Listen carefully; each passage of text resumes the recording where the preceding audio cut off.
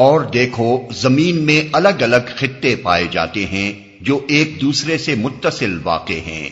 انگور کے باغ ہیں، کھیتیاں ہیں، کھجور کے درخت ہیں جن میں سے کچھ اکہرے ہیں اور کچھ دوہرے، سب کو ایک ہی پانی سیراب کرتا ہے، مگر مزے میں ہم کسی کو بہتر بنا دیتے ہیں اور کسی کو کمتر۔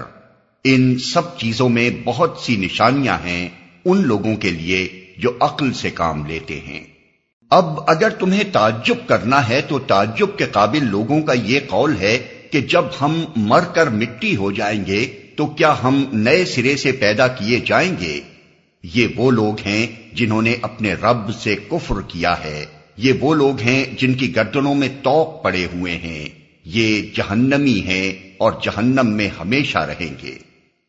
یہ لوگ بھلائی سے پہلے برائی کے لیے جلدی مچا رہے ہیں، حالانکہ ان سے پہلے جو لوگ اس روش پر چلے ہیں ان پر خدا کے عذاب کی عبرتناک مثالیں گزر چکی ہیں۔